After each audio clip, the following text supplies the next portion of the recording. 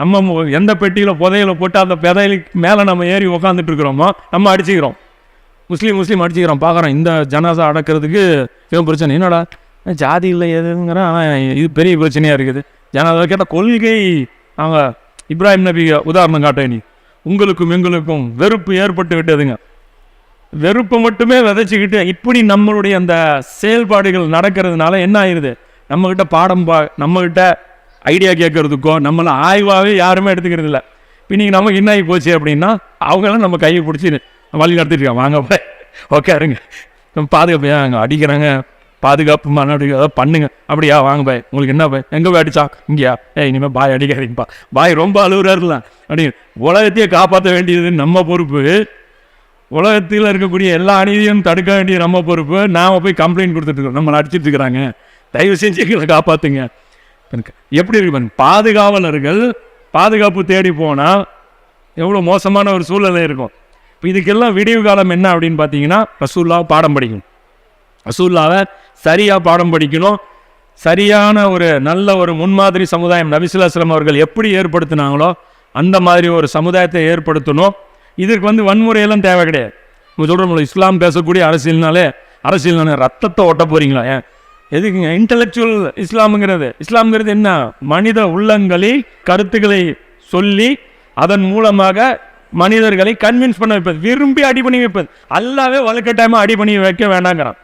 விரும்பி ஜபரில் இங்கே இஸ்லாத்தில் ஜபரே கிடையாது, ஆப்ஷன் தான். வேணும்னு செலக்ட் பண்ணு, இல்லைன்னா வேலை. இங்கே வலுக்கட்டாயமாக தலையில் ஏறி இந்த தாலிபன் உட்காந்துட்டான் பாருங்க. நீ போய் என்ன பண்ணிட்டான், யாரா போய்ட்டு அந்த மக்கள் முன்னாடி உட்காந்தான். பார்த்தா நேற்று வரைக்கும் ஒரு கவர்மெண்ட்டு இன்னைக்கு படுத்து எந்திரிச்சு பார்த்தா தாடி வச்சுட்டு உட்காந்துட்டு இருக்கிறான், எல்லாம் பாம்பு வச்சுட்டு. இன்னும் என்னங்கிறான், பெண்கள் படிக்கக்கூடாதுங்கிறான்.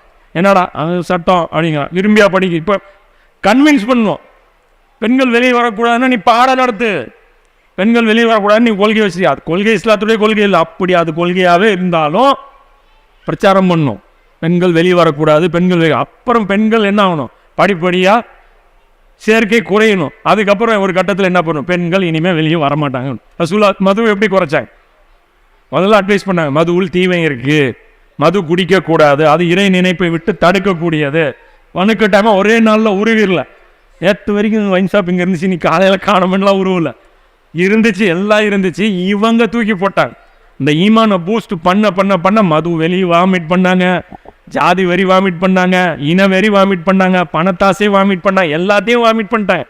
அந்த மாதிரி ஒரு ஆரோக்கியமான சமுதாயத்தை நாம் என்ன பண்ணோம், உருவாக்கணும். அதை டயாலிசிஸ் நடக்கும்ல, பிளட்டு அப்படியே அந்த தீமை கெட்ட பிளட்டு போயிட்டு நல்ல பிளட், அதை சுத்திகரிப்பு, அதுதான் நம்ம பண்ணணும். வலுக்கட்டாயமாக அந்த தாலிபான் அவங்க பண்ண மாதிரி இவங்க பண்ண மாதிரி இதெல்லாம் எதுவுமே எடுப்படாது. இதெல்லாம் இன்னும் இஸ்லாத்துக்கு டேமேஜ் பண்ணும். ஐஎஸ்ஐஎஸ் டேமேஜ் தான் பண்ணும். என்ன ஒன்று இஸ்லாமியாச்சு, என்ன இஸ்லாமியாச்சு, இதா ஒருத்தன் வலுக்கட்டாயமாக நீங்கள் தலையில் ஏறி உட்காந்துட்டிங்கன்னா இன்றைக்கி உலகம் ஏற்றுக்குமா? ஏற்றுக்காது. புரட்சி பண்ணி அப்படியே உள்ளுக்குள்ளேயே ரகசியமாக நாங்கள் செயல்பட்டு ஒரு நாள் நீங்களே தெரியாமல் திடீர்னு உங்கள் தலையில் நாங்கள் உட்காந்துட்ருக்கோம். இந்த அரசியல் யாருமே நீங்கள் நல்லதே பண்ணாலும் ஏற்றுக்க மாட்டாங்க. இதெல்லாம் கொள்கையை சொல்லுங்கள். இப்போ இந்த கொள்கையெல்லாம் அவங்க வேணான்னாங்களா? நம்ம சொல்லலை. இஸ்லாத்தை யார் வெறுத்தா? நீங்கள் இஸ்லாமே நம்ம எடுத்தே சொல்லலையே. சொல்லாமலே அவங்கள குற்றச்சாட்டு காஃபிருங்க. அவங்க கோவம் வருது, ஏன்னா என்னை காஃபிருங்கிற நம்ம வைக்கவே இல்லை ப்ரொபோசல். அதுதான் மௌலானா மோதி சொல்கிறாங்க, இன்றைக்கி உலகத்தில் இருக்கிற காஃபிர் யாருமே காஃபிரே கிடையாது.